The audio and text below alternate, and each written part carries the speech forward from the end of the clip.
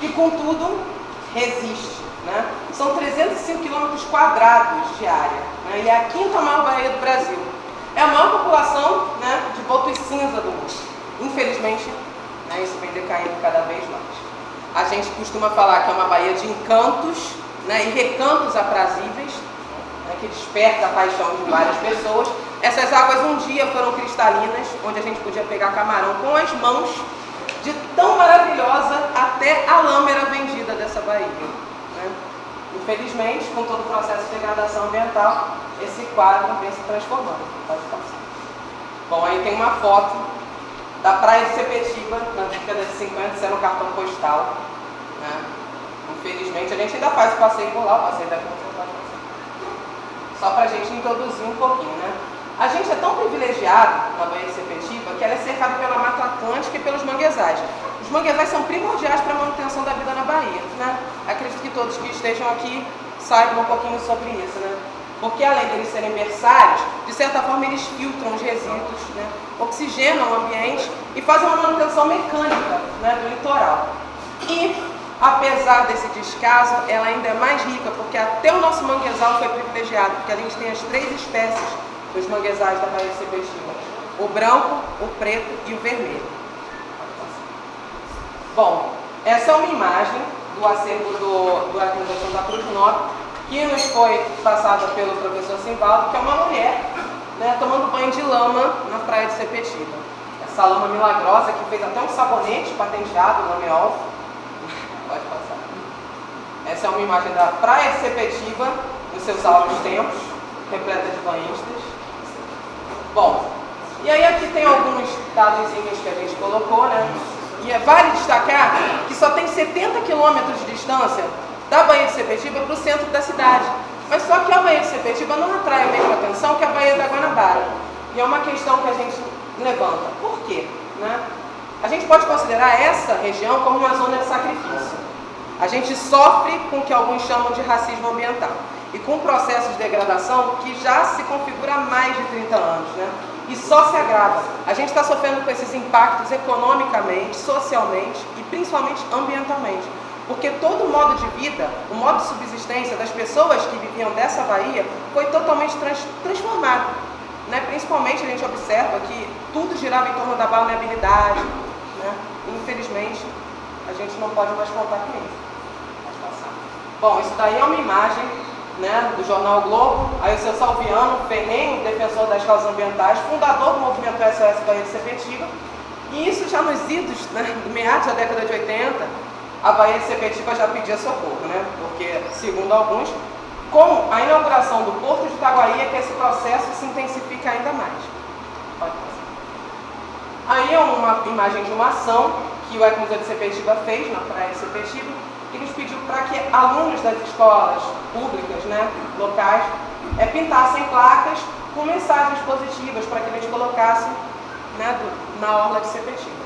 Então aí a gente tem, por favor, a Baía de Sepetiba é nosso patrimônio, Baía de Sepetiba berçário de vida, e quem ama cuida, preserva a natureza, entre outras mensagens. Essa é uma imagem da abertura de um dos nossos passeios, que a gente chama de passeios de reconhecimento, pessoal da Ecomuseu de Sepetiba. Porque o objetivo desses passeios é reconhecer e redescobrir o que nos dá identidade enquanto moradores locais, né? E isso, eu estou mostrando isso aqui nessa introdução, para evidenciar para vocês que é possível sim incentivar o turismo, mesmo numa área degradada, né? Mesmo numa área que é segregada, preterida e negada ao descuidado. Pode passar. Essa é uma imagem da gente mostrando a ponte, o caminho do antigo Cais Imperial, que a gente conseguiu o tombamento a nível municipal, né, que é um mole de pedras construído em 1884. E aí são os visitantes de uma academia que agendaram com a gente para poder percorrer de forma guiada, né, esse trajeto. Essa é uma imagem de um passeio nosso, que a gente recolheu resíduos, né, com a população local. E vocês podem observar que a gente sempre tem uma grande quantidade de pessoas. Embora todo mundo se refira a Sepetiba de forma pejorativa, depreciativa, etc., a gente consegue receber visitantes e despertar o interesse. Pode falar. Bom, essa é a imagem do caminho do antigo cais, né, do término dele. Vai ver como existe beleza em meio a toda a degradação. Mais uma imagem do passeio também. Bom, vocês podem observar que sempre tem gente interessada, apesar de tudo, né? Olha que visual bonito. Mangue, vegetação característica de Restinga, Mata Atlântica. A biodiversidade na Baía de Sepetiba é evidente, né? Mais uma imagem do passeio.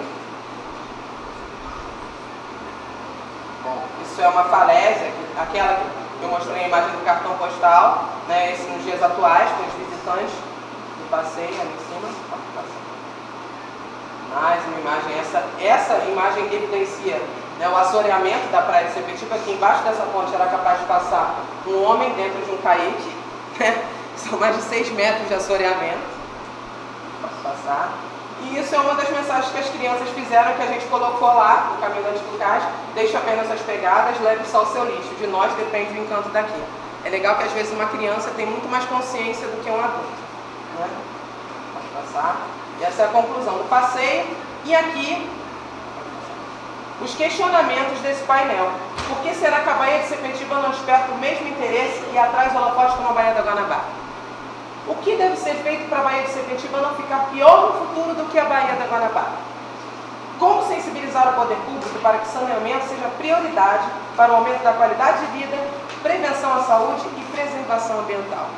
Com nossos convidados, né, vão estar nos esclarecendo, nos ajudando a pensar sobre essas questões, né? Então, eu não sei como é que vocês vão estabelecer a ordem, o que quer começar. Boa tarde a todos e todas. Meu nome é João Henrique, sou do coletivo de uma coisa só, como ela falou. É um coletivo de Campo Grande de jovens, na qual eu sou um dos mais jovens, velhos do grupo, jovem experiente lá no grupo. E como a pauta aqui é saneamento e a Baía de Sepetiba, eu vou falar sobre saúde.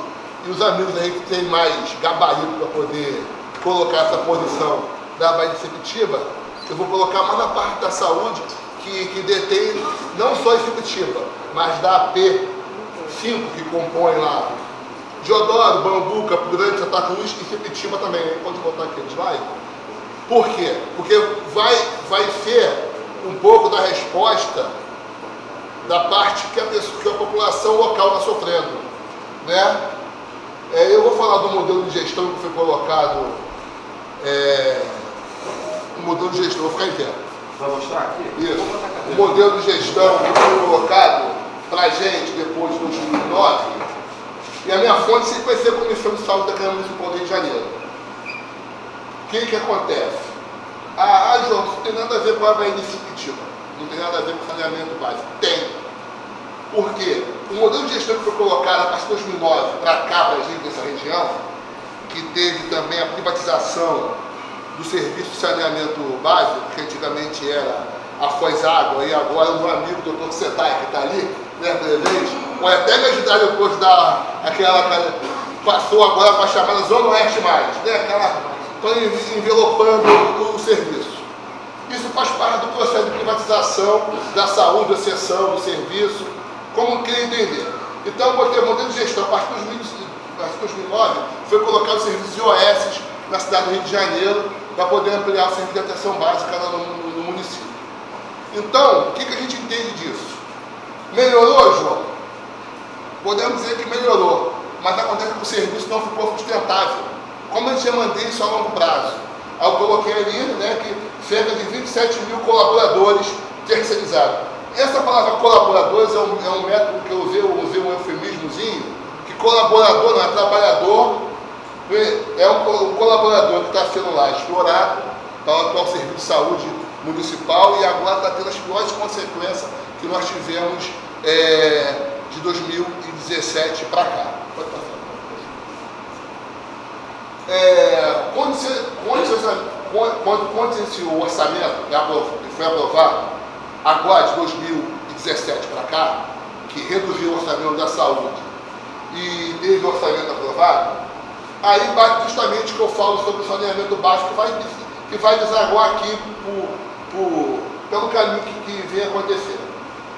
Não sei se vocês souberam que nos últimos 3 anos o índice de chikungunya, zika e dengue aumentaram, correto? E a chikungunya, ela triplicou. E ela atingiu justamente os idosos, as pessoas que têm patologia na área homeopática, porque a gente também, homeopática não, hematológica, porque nós temos as patologias ligadas à leucemia, doenças ósseas.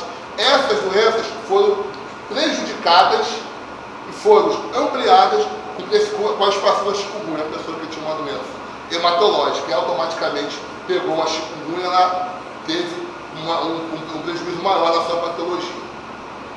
E o que acontece com isso? Reduzindo a atenção à saúde, diminuindo as equipes de saúde da família, da atenção básica, que são terceirizadas, onde eu volto lá e digo, se fosse todo mundo de trabalho efetivo, eles não iam ter demissão, a gente ia ter o trabalho não 100%, mas pelo menos mantido ali um padrão. Mas como você teve um orçamento de 2017, 2018, reduzido, você diminuiu as equipes da família, você perdeu acesso a essa população. Volto a dizer, as maiores áreas atingidas com a redução das equipes de família foram a P53, que é Bangu, Realengo, a maior P do município do Rio de Janeiro, que é a P52, que tem 33 centros de atenção à saúde, incluindo os CMS. E o que acontece? Isso tudo foi reduzido. E a P53, eles só lembram de falar de Pedro II e a UPA do João 23 e a UPA do Cesarão. Esquece de Sepitiba. Entendeu? Esquece que aqui tem que ter atenção à saúde. Nós temos um bolsão de alta vulnerabilidade aqui nessa região. Isso tem que ser colocado em pauta. E atinge justamente o saneamento básico dessa região, que em algumas áreas são precários. Pode passar. Estou correndo não, estou tentando dar uma agilidade. Volto a falar de novo. Terceirização dos funcionários deu um serviço fundamental, desmotivando a ser assistência. Quando eu falo do orçamento que foi cortado, o cara que está lá trabalhando, terceirizado, numa unidade de saúde básica, o orçamento foi cortado em 2018. Como é que eu vou trabalhar tranquilo se eu estou a ponto de ser demitido? O orçamento vai ser cortado em 2019, de 2017 para 2018 e arrebenta em 2019. Então você começa a reduzir o quadro. Eu tive vou citar o nome dos companheiros que estão aqui para não ficar feliz também, o Sérgio, que é do Conselho de Saúde lá de Campo Grande, está ali, né? Uma gente falou assim, não, nós não estamos reduzindo, não. Nós estamos suprimindo a atenção. Eu falei, não, Sérgio, Carlos Olá, é um eufemismo do sistema que a gente tem que aguentar isso. Estamos suprimindo, meu irmão. Não tem suprimido. Você está perdendo acesso à saúde. Foi colocado para a gerente da atual gestão, lá no Conselho de Saúde da P52, Nossa Faria. Aí eu coloquei lá, terceirização desmotivando. Os hospitais municipais, seja pela Rio Saúde, explicando, a Rio Saúde é uma empresa pública diretamente ligada à Prefeitura do Rio de Janeiro, ou à Secretaria Municipal. Não é OS. Ela tem um repasse direto para essa empresa pública. Não é OS. As OS que conferem assistência aqui, na nossa região, volto a falar, a P5, que são a P5, a P51, a P52, a P53, na P53 saiu a IABAS, na P51 saiu a IABAS e entrou a IPSEC. Quem está acompanhando os jornais já sabe qual é a decepção. Correto, meu conselheiro? Então, vamos continuando. Na P52 saiu a IABAS também, entrou a IPSEC. Poucas pessoas teve acesso, está vendo o curso para cá que não tem tempo, que tem 466 páginas, o contrato de gestão feito do dia para o outro para poder substituir a IABAS pela IPSEC. Eu não sei como foi feito isso. 466 páginas, avaliando isso, orçamento, avaliando de onde vai, o que vai atender, que vai cobrir todo o trabalho que tem que ser colocado pela OS na nossa região. Aí eu quero colocar um detalhezinho lá, que nesse contrato de gestão, lá, estava assim, consultório de rua, então, em Campo Grande, está lá. Vai ser uma coisa que a gente vai cobrar no Conselho de Saúde. No Hospital Rocha Faria, para quem não sabe, lá é a empresa pública Rio Saúde, e no Hospital Pedro II, Municipal Pedro II, é a OS SPDM. A OAS iria sair do Rocha Faria, mas como não interessa a assistência e sim o contrato, a OAS preferiu rebaixar o contrato e manter o atendimento no estado que está, e todo dia os senhores podem ver na imprensa. Mas a fonte continua ali, fonte Comissão de Saúde da Câmara Municipal do Rio de Janeiro, e quem conhece o movimento Nenhum Serviço a Menos, que é o movimento que todo dia está cobrando isso da saúde municipal. O Hospital Municipal Albert Schweitzer, que é lá na P51, é a OAS Cruz Vermelha, correto, você? Só para você é o auditor. A OAS Cruz Vermelha foi que pegou lá um funcionário, né, saindo com não sei quantos mil no bolso lá, e por cabas d'água também não foi afastado da gestão. Continua. Então isso aí vai te poder ver. O que eu estou colocando aqui? Vou dar uma paradinha para dar uma explicada, eu acho que daqui um tempinho, né? Aí, o que acontece? O serviço todo nosso, 90% ali, ele é terceirizado.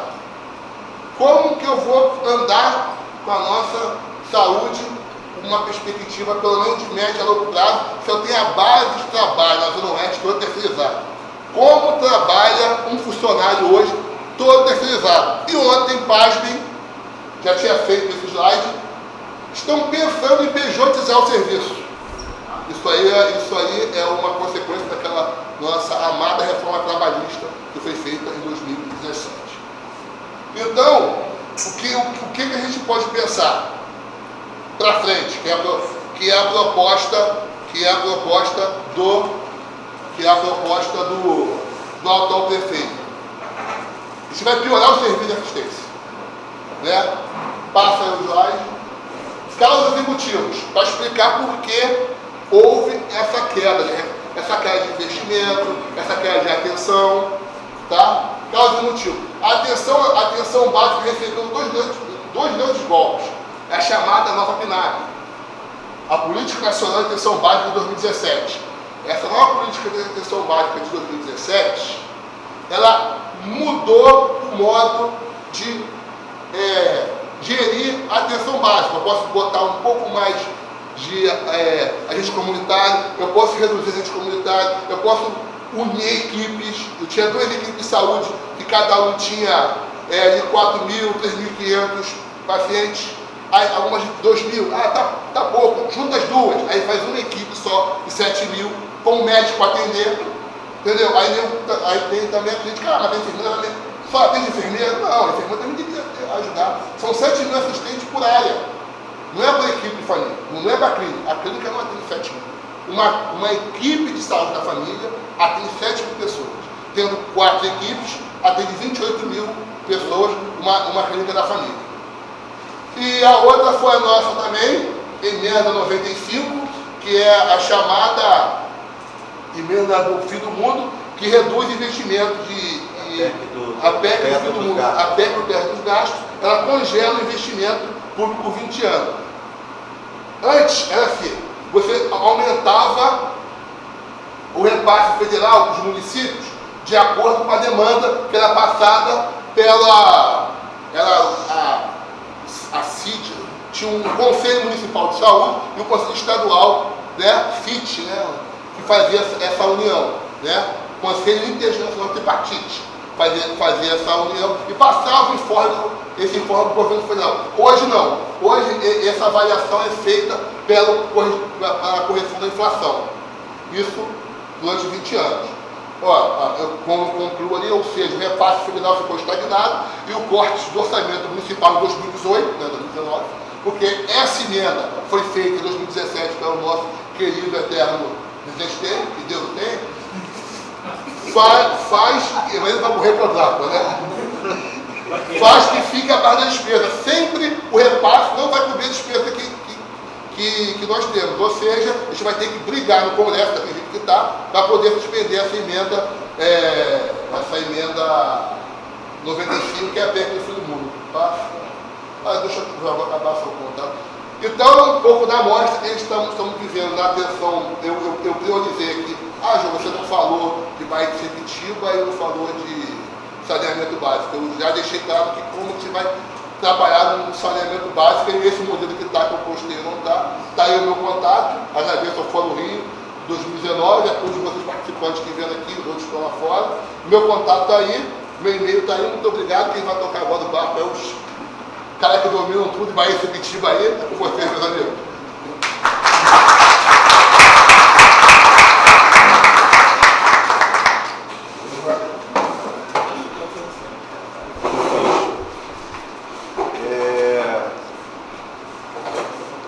Boa tarde, quero agradecer aqui o convite, né? A oportunidade de estar aqui com o João, o Mauro, companheiro de longas caminhadas, também com a Bianca, né?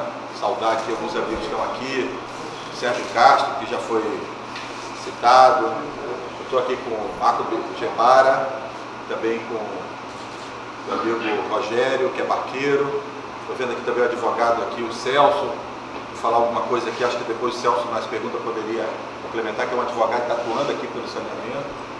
Saudar também a Lília, né? Minha colega do Colégio Lemos Cunha, né? É uma satisfação encontrar aqui vocês.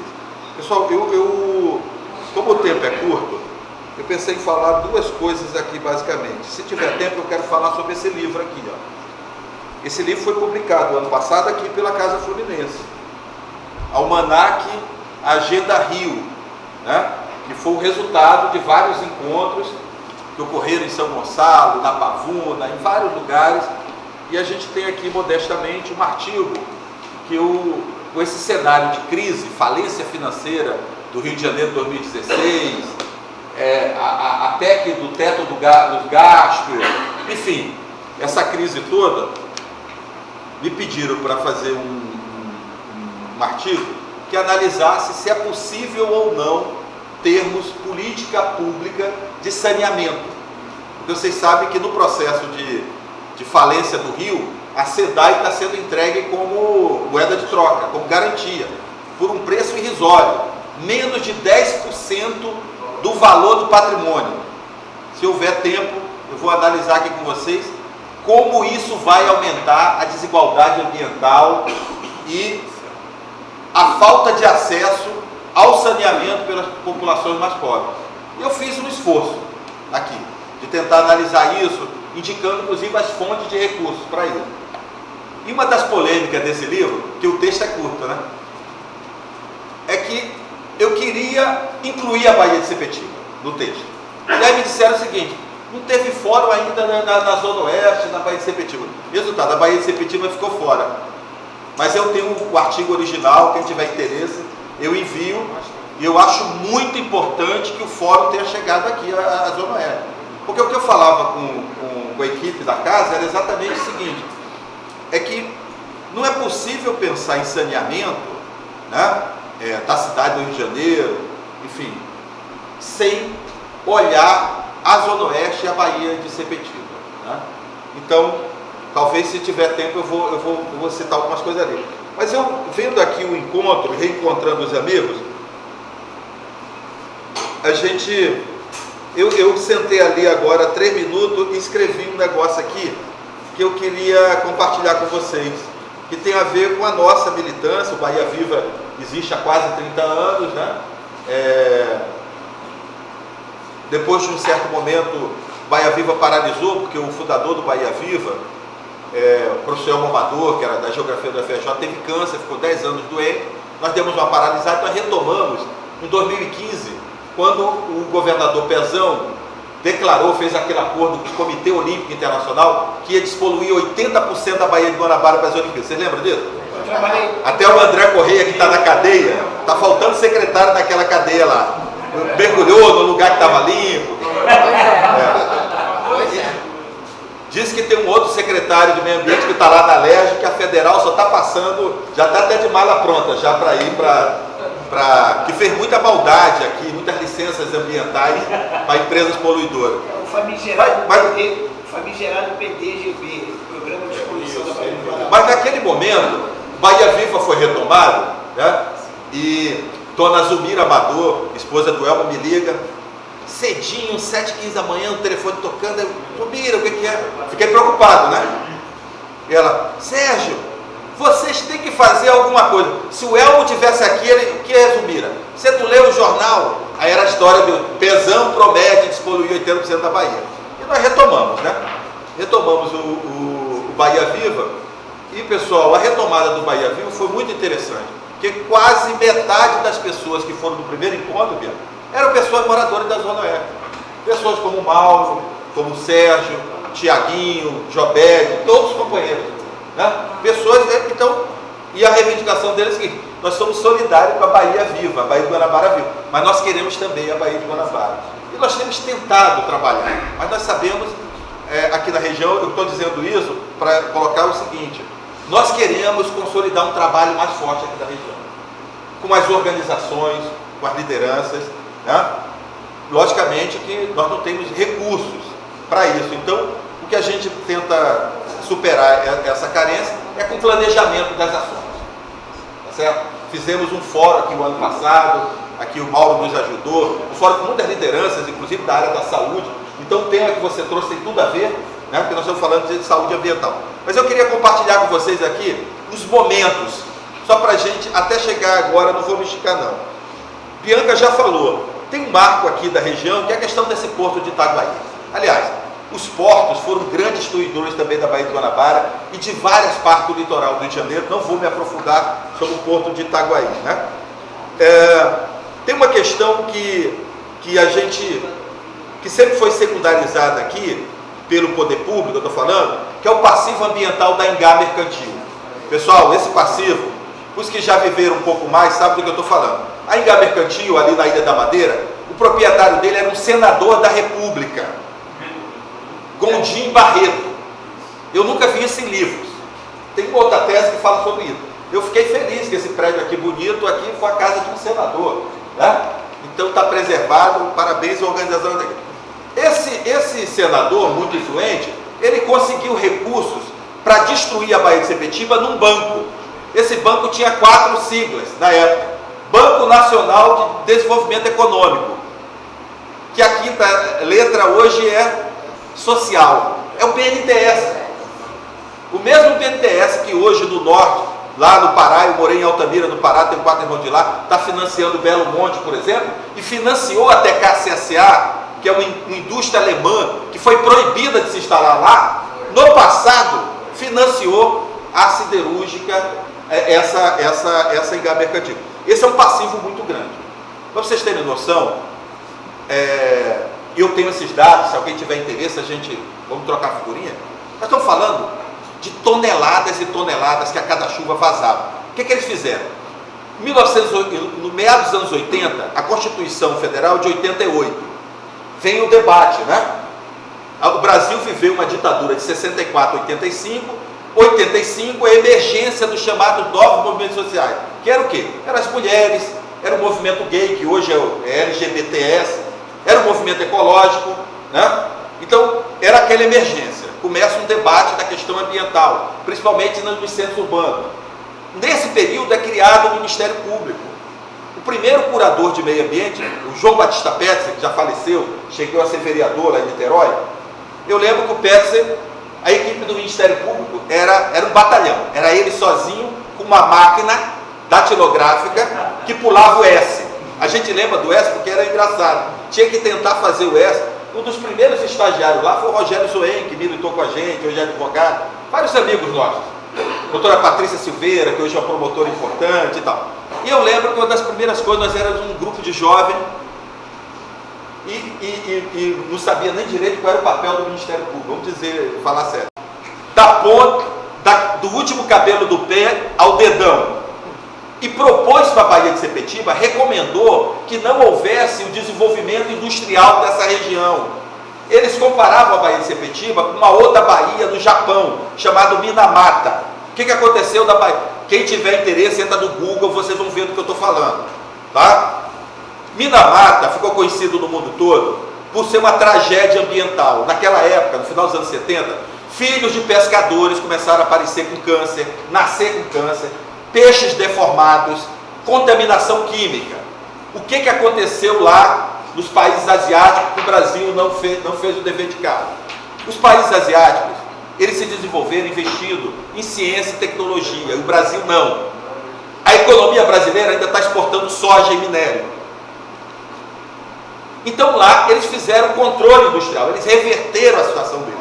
A Alemanha identificou nessa baía aqui um problema grave, recomendou que não houvesse a expansão industrial e que a baía poderia ser desenvolvida com ecoturismo, com a pesca artesanal, a agricultura aqui no entorno, etc. Outro modelo de desenvolvimento, outro modelo.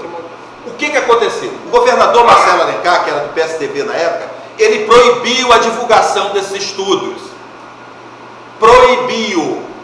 Acabou unilateralmente o convênio com a GTZ e a Bahia depois veio TKCSA, etc e tal. Eu vou ter que correr com essa história aqui. Bom,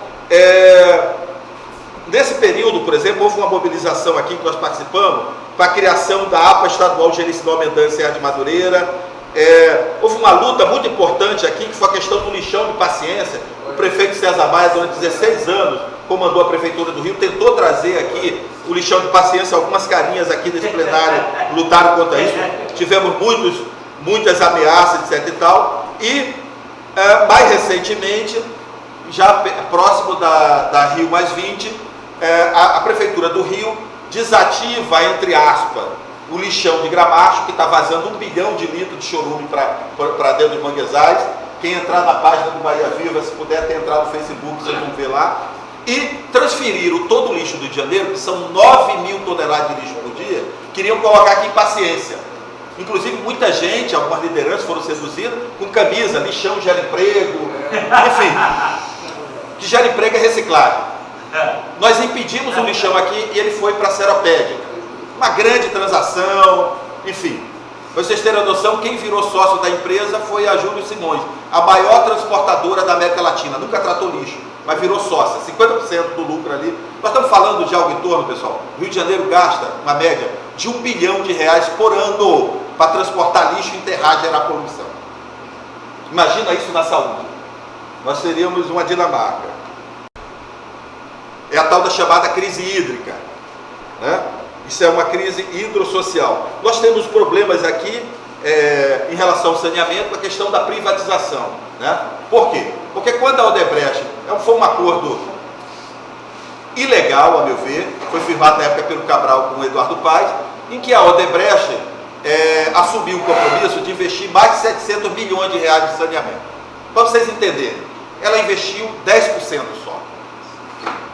E depois veio essa roubalheira, Lava Jato, etc e tal. Agora é a tal da Brookfield canadense. Eu quero dizer que os investimentos eles não estão sendo feitos. Tem um outro projeto aqui na região, que é o PAC 2, que começou em 2016, via o Morá Carioca, que é o Saneando Santa Cruz, Fundo Rio Água. O Sérgio pode dar conferências sobre isso. O que eu quero dizer para você é o seguinte: esses processos de privatização e esses projetos que foram adotados aqui parcialmente, né, eles não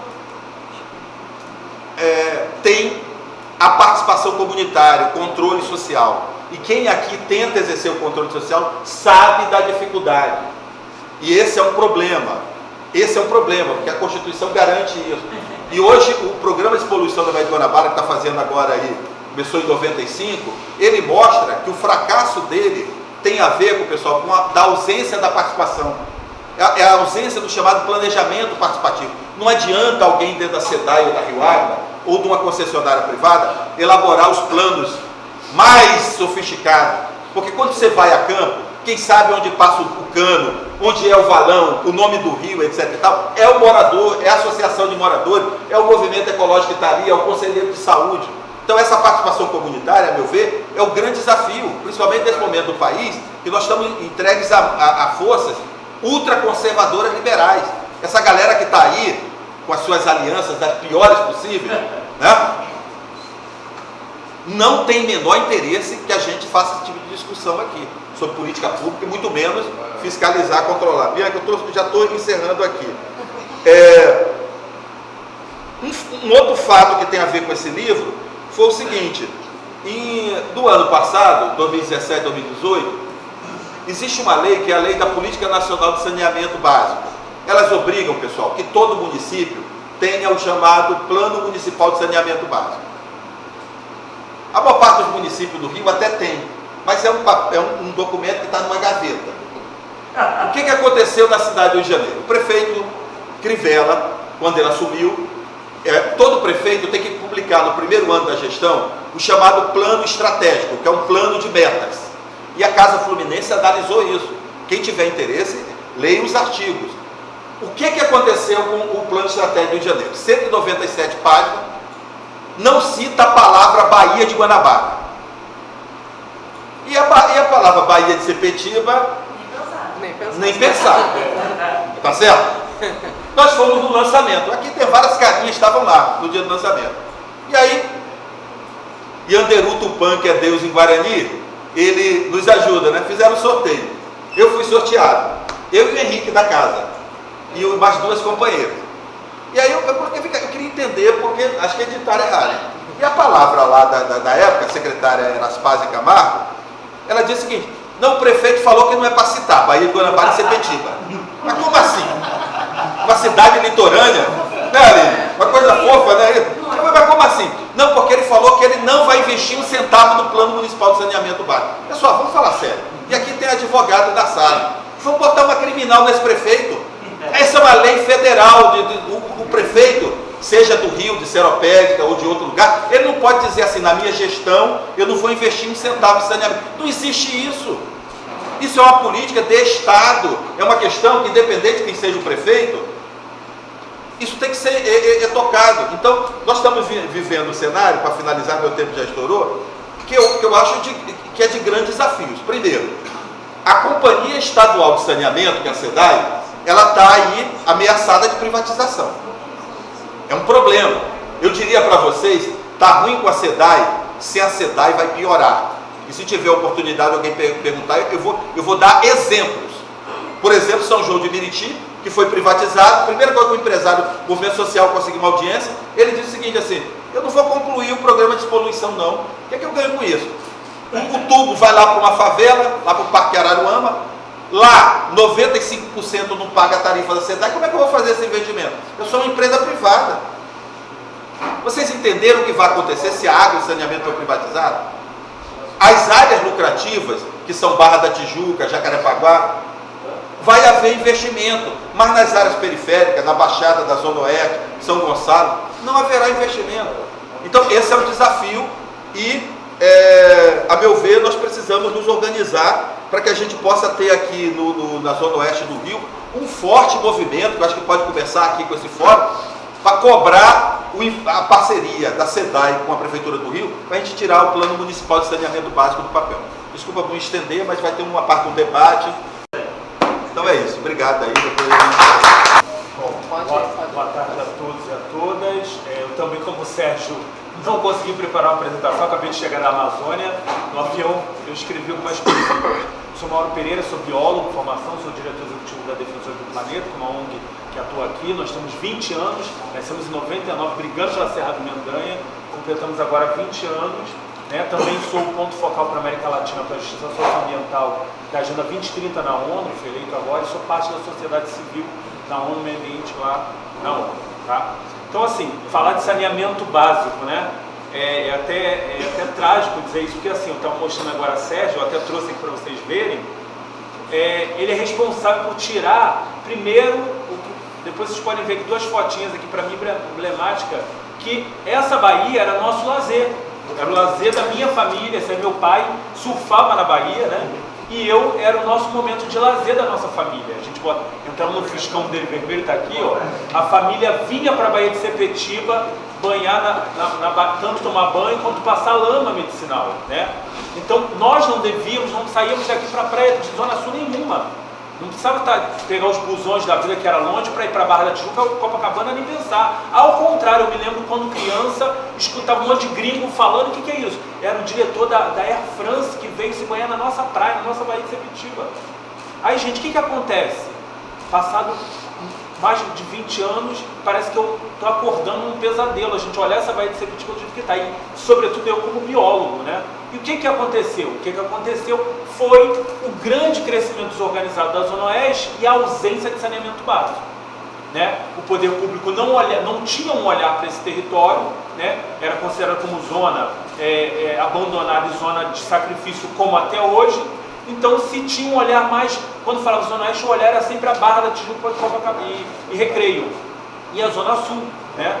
Então começa-se então o crescimento desordenado, e aí a gente poderia estar aqui, não vou me estender mais falar de N áreas que cresceram absurdamente, como Guaratiba, como ali a zona do Piraquê, Nova Guaratiba, entre outras áreas Antares, que foram crescendo vertiginosamente, e onde se tem pessoas, se produz esgotamento sanitário, onde se vai parar isso?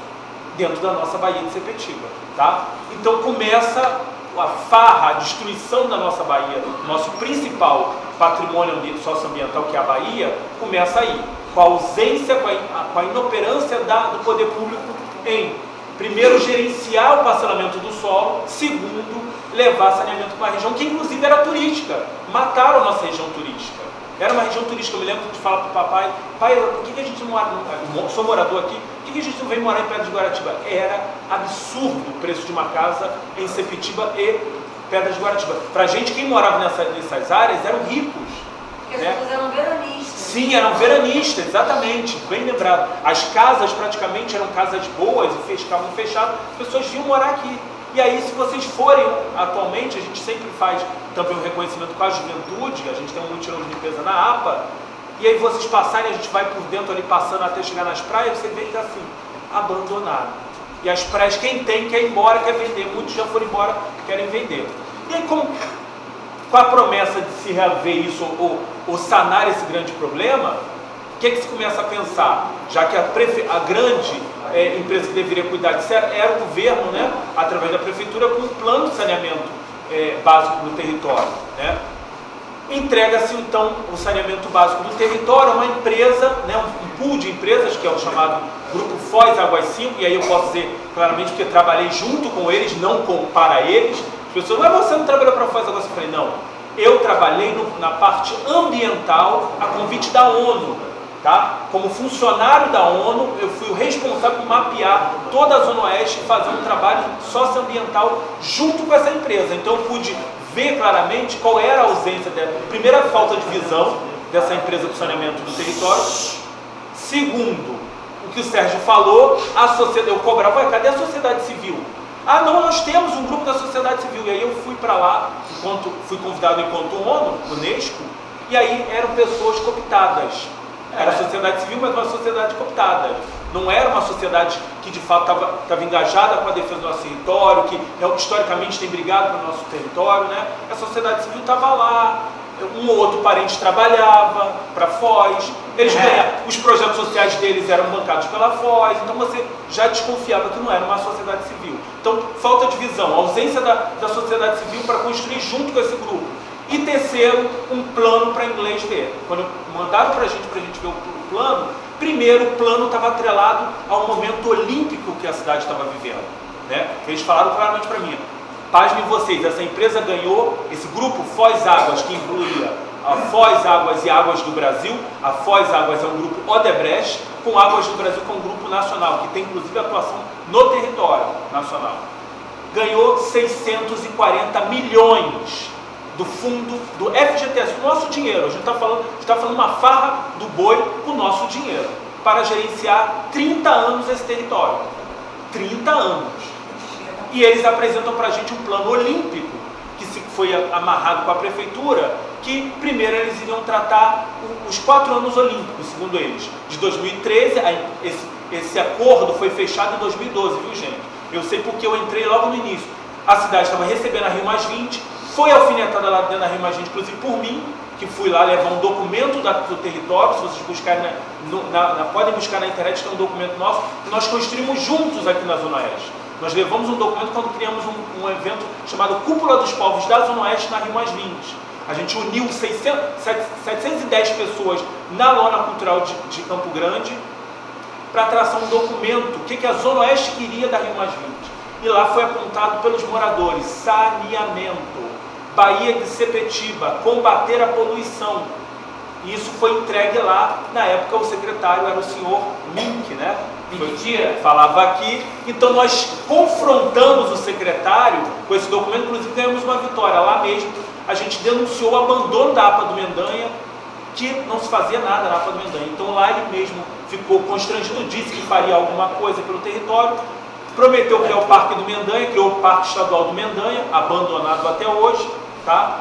E o saneamento básico. Então a cidade se vê exposta na Rio+20 perante os atores que lá dentro estavam da conferência oficial da ONU e fora, porque tinha cúpula dos povos para a sociedade civil que ficou excluída do processo oficial. Como nós temos assento na ONU, nós entramos dentro da conferência da Rio+20 e lá expomos.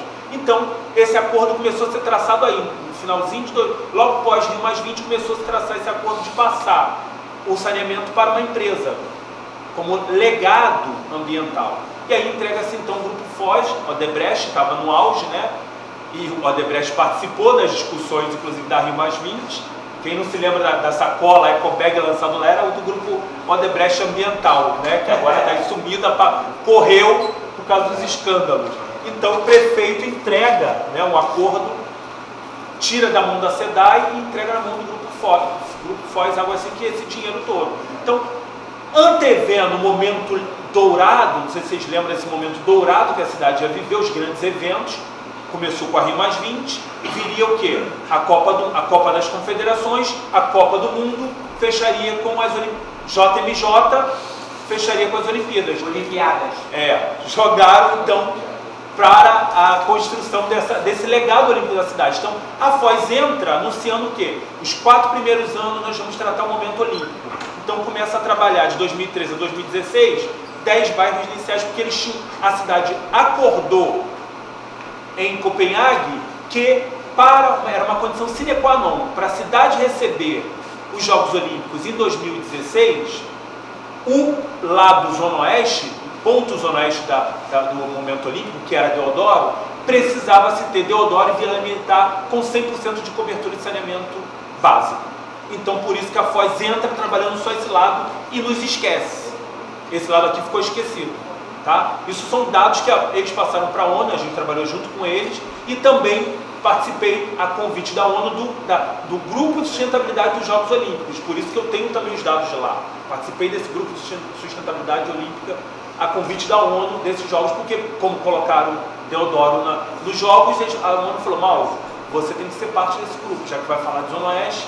Então, nós participamos a convite dessa elaboração. Todos esses documentos também estão na internet. Só buscar plano de sustentabilidade dos jogos, tudo nós construímos, está lá. Só não está o último, que deveria ser construído, deveria ser entregue esse ano, porque o grupo de sustentabilidade foi encerrado, o Comitê Olímpico Brasileiro não nos chamou mais.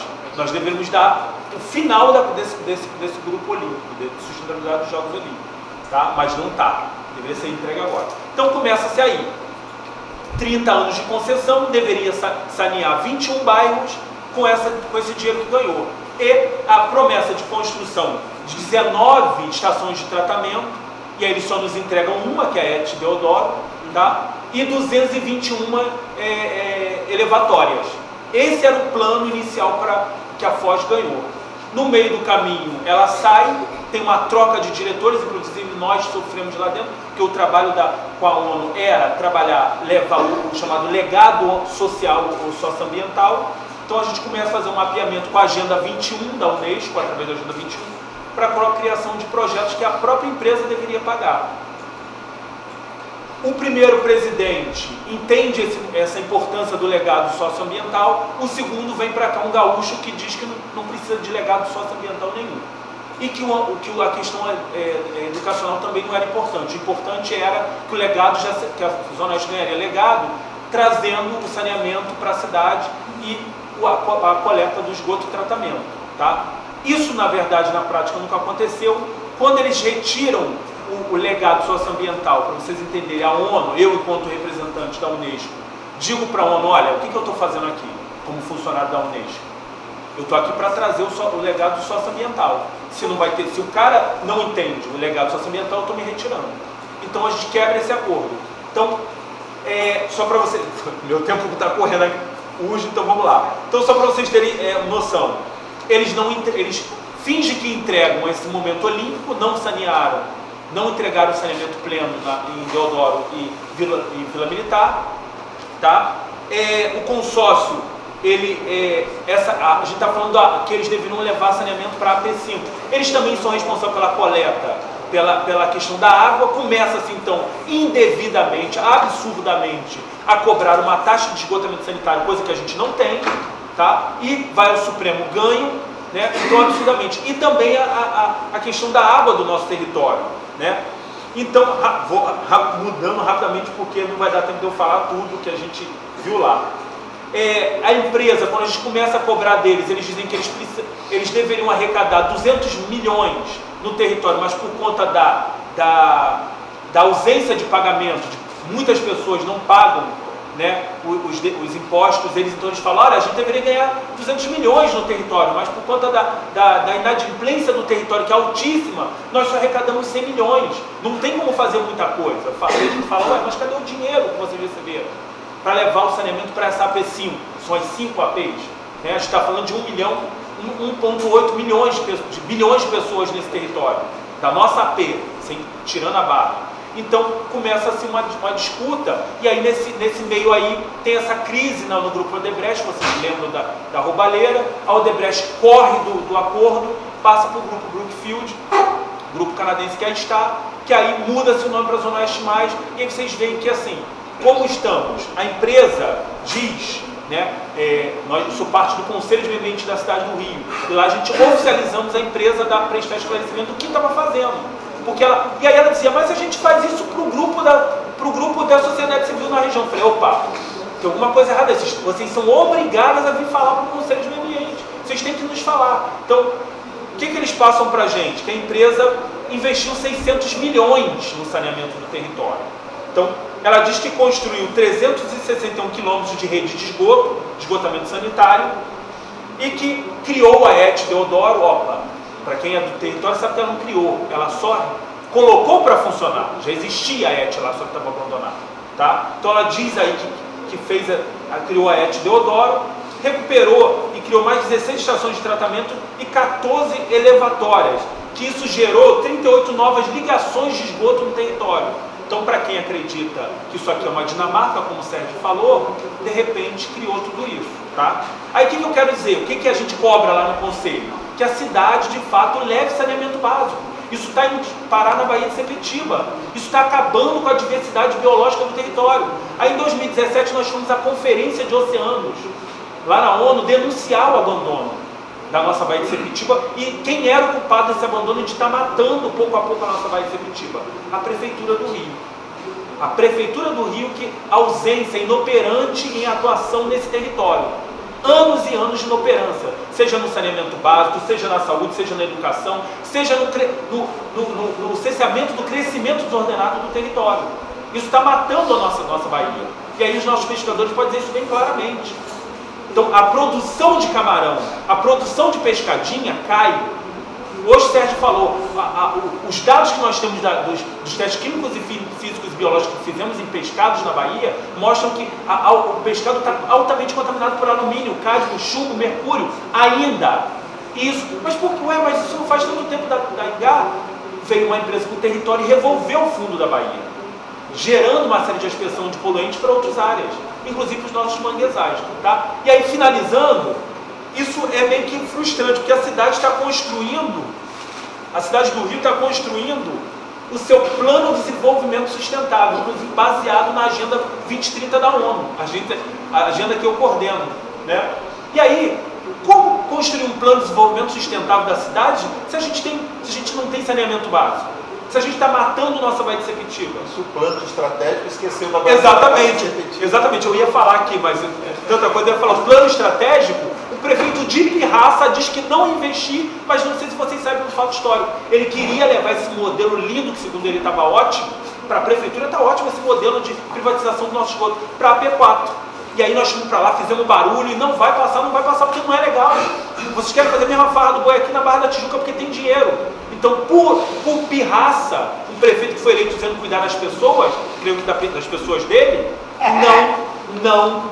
não quis investir no saneamento básico. Então é isso. E aí também a cidade também está construindo a reboque o plano de mudanças climáticas. Não sei se vocês sabem, o que tem a ver Bahia sempre tinha um plano de mudança climática? É bom lembrar vocês que a nossa Bahia tem um papel fundamental em deter as alterações climáticas que estão afetando nosso território. Nós vamos denunciar isso agora na Conferência de Mudança Climática no Chile, que vai acontecer em dezembro. porque a cidade começa a sofrer uma série de impactos.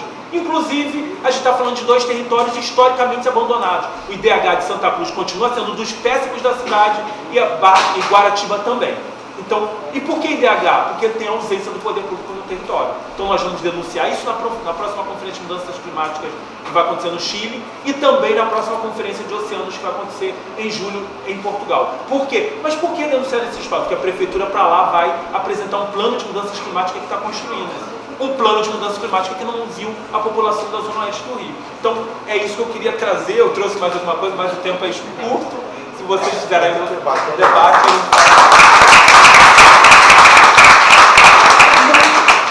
Então, gente, a gente vai partir para as perguntas, mas antes, eu, assim, ouvindo a fala de vocês, eu refleti sobre algumas coisas, né? Conhecimento é poder.